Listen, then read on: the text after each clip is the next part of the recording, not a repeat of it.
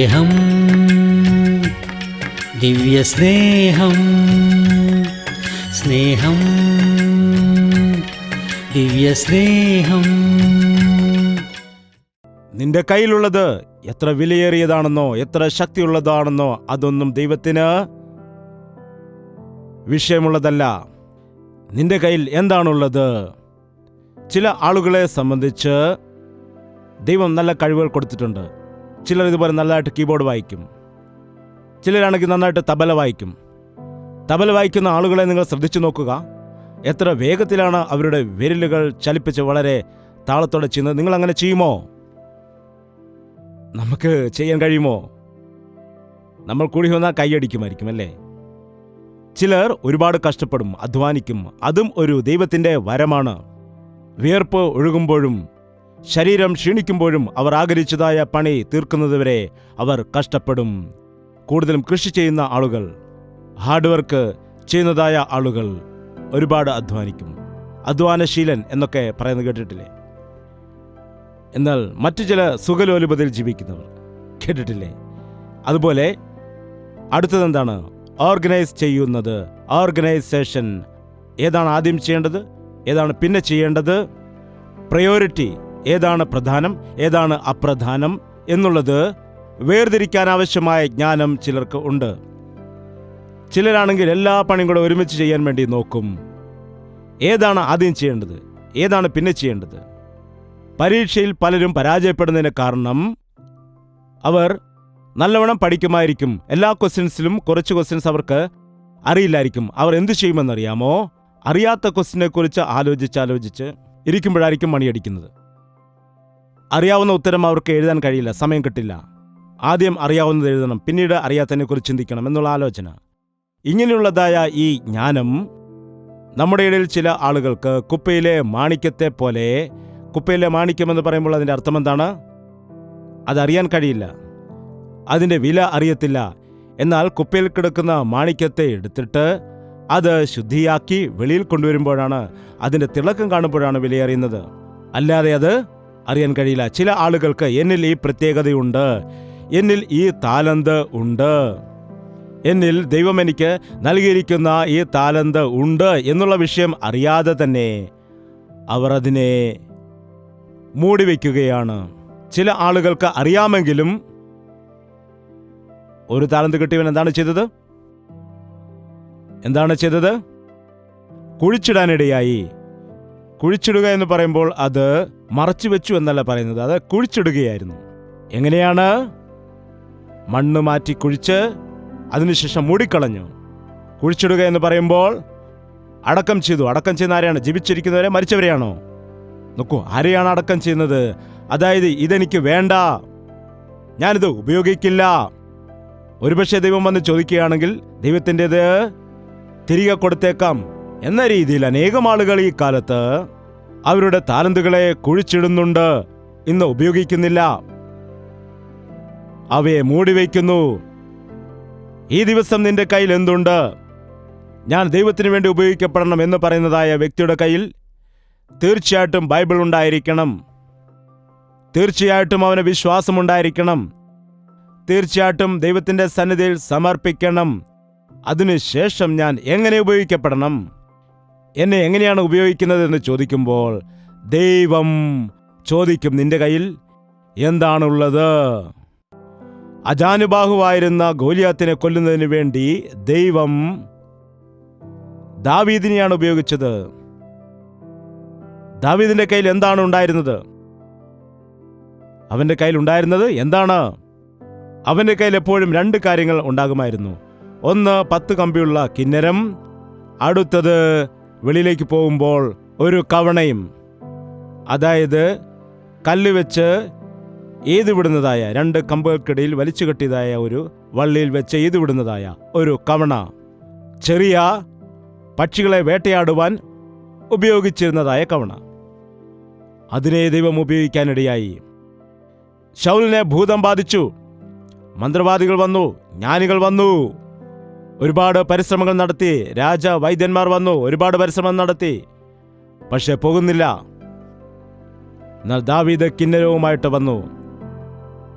കിന്നരം വായിച്ചുകൊണ്ട് ദൈവത്തെ സ്തുതിച്ചപ്പോൾ ദുരാത്മാവ് ശൗലിനെ വിട്ടിട്ട് കടന്നുപോയി. ചിലർ ഭൂതങ്ങളെ പുറത്താക്കുന്നതിന് വേണ്ടി ഒച്ചയും ബഹളവുമൊക്കെ ഉണ്ടാക്കാറുണ്ട്. ഭൂതത്തെ പുറത്താക്കുവാൻ ദൈവത്തെ പൂർണ്ണ മനസ്സോടെ നീ ആരാധിച്ചാൽ നിന്റെ അടുക്കിലേക്ക് പിശാച് വരില്ല.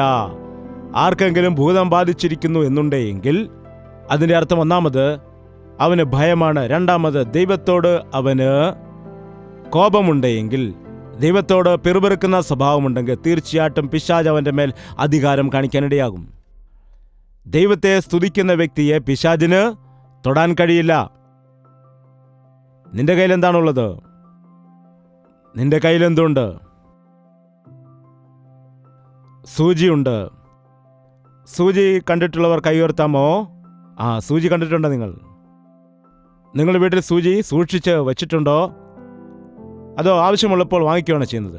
വാങ്ങിക്കും, അത് കാണാതെ പോയി ഇവിടെ പോയെന്നറിയില്ല, പിന്നെയും വാങ്ങിക്കും, വീണ്ടും കാണാതെ പോകും, വീണ്ടും വാങ്ങും.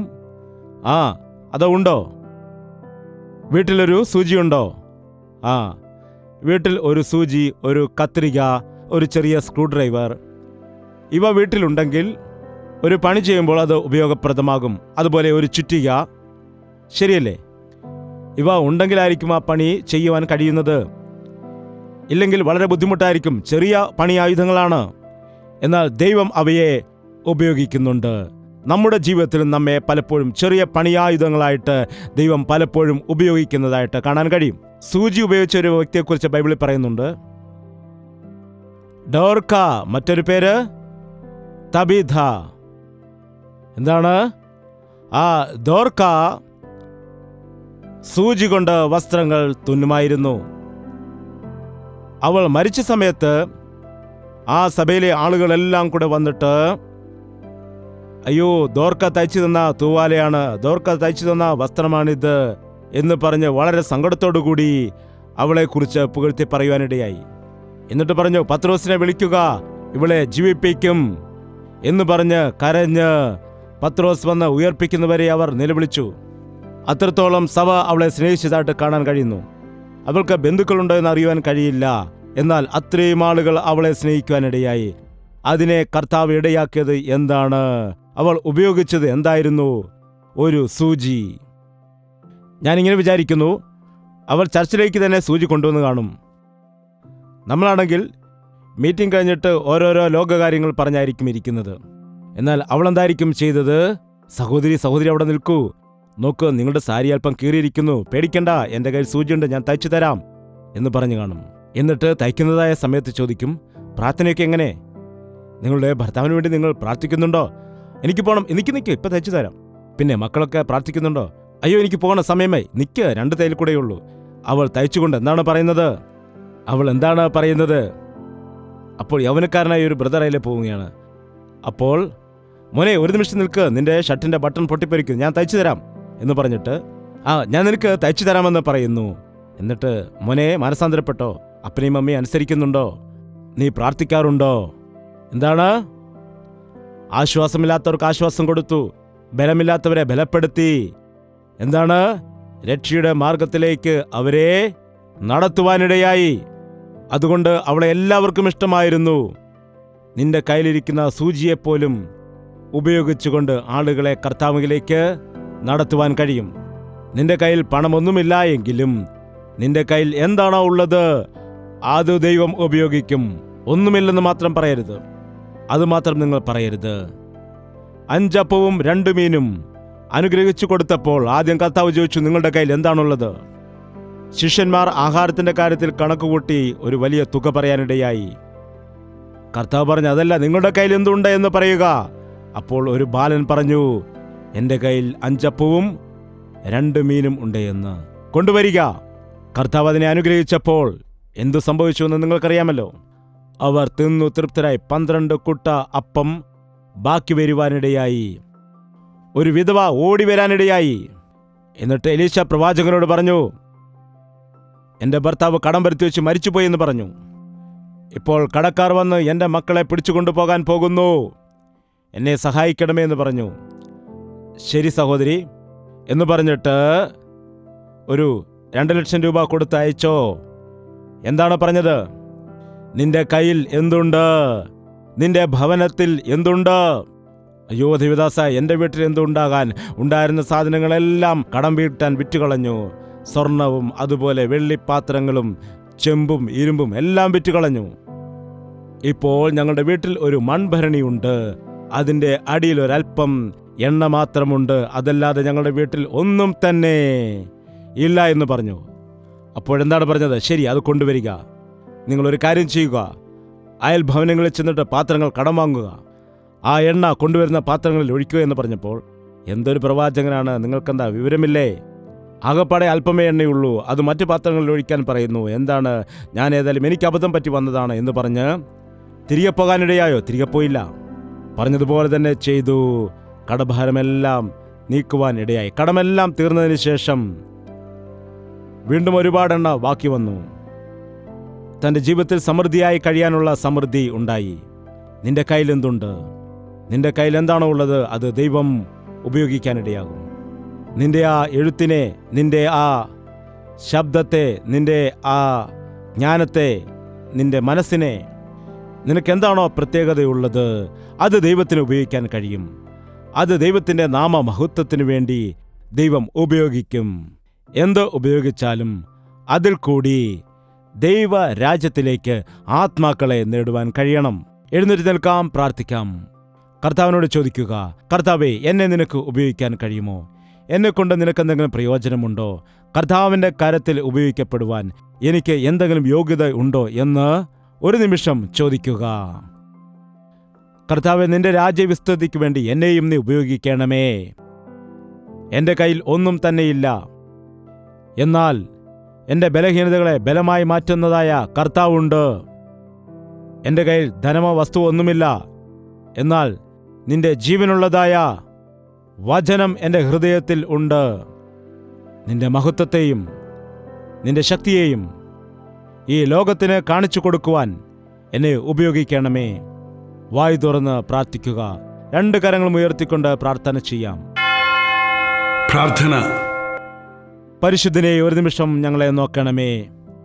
എങ്ങനെ ഉപയോഗിക്കപ്പെടണമെന്നറിയാതെ, എന്തു ചെയ്യണമെന്നറിയാതെ, എന്നിൽ എന്ത് മഹത്വമാണ് ഉള്ളതെന്ന് അറിയാതെ നിരാശയോടെ ഭാരപ്പെട്ടിരിക്കുന്ന മക്കളെ നിന്റെ കരത്തിലേക്ക് ഏൽപ്പിക്കുകയാണ്.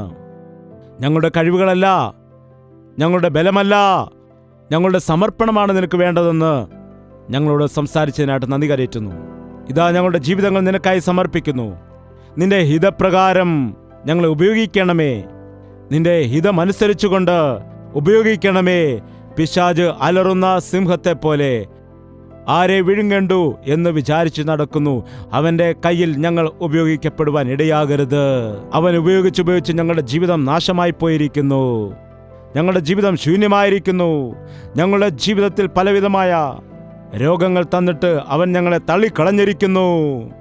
ദുഷ്ടനായ പിശാചിന്റെ കരങ്ങളിലേക്ക് ഞങ്ങളെ ഏൽപ്പിച്ചു കൊടുക്കാതെ ഞങ്ങളെ സൗഖ്യപ്പെടുത്തുന്ന കർത്താവിലേക്ക്, ഞങ്ങളെ ആശ്വസിപ്പിക്കുന്ന യേശുവിലേക്ക് ഞങ്ങളുടെ ജീവിതത്തെ ക്രമപ്പെടുത്തി നിന്റെ കരത്തിൽ ശക്തമായി ഉപയോഗിക്കപ്പെടുവാൻ, നിന്റെ കരങ്ങളിലേക്ക് സമർപ്പിക്കപ്പെടുവാൻ ഞങ്ങളെല്ലാം സഹായിക്കുമാറാകണമേ. ഇപ്പോൾ വരെ ഞങ്ങളുടെ കൂടെയിരുന്ന കർത്താവെ ബലപ്പെടുത്തണമേ. പിരിയുന്ന ഞങ്ങളോട് നിന്റെ സാന്നിധ്യം കൂടെയിരിക്കണമെന്ന് യേശു ക്രിസ്തുവിന്റെ നാമത്തിൽ അപേക്ഷിക്കുന്നു പിതാവേ. ആമേൻ, ആമേൻ, ആമേൻ.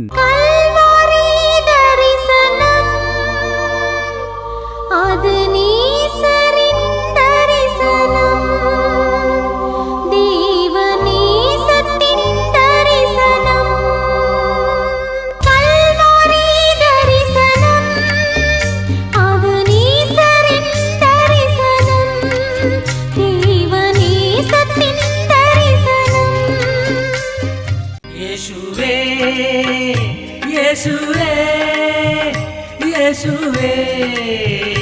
യേശുവേ, യേശുവേ, യേശുവേ, യേശുവേ, യേശുവേ. നിന്നെ നിന്നെ എന്നും ഞാൻ സേവിക്കും. നീ മാത്രം രാജാവെന്നും. നിന്നെ നിന്നെ എന്നും ഞാൻ സേവിക്കും. നീ മാത്രം രാജാവെന്നും. യേശുവേ, യേശുവേ, യേശുവേ, യേശുവേ, യേശുവേ.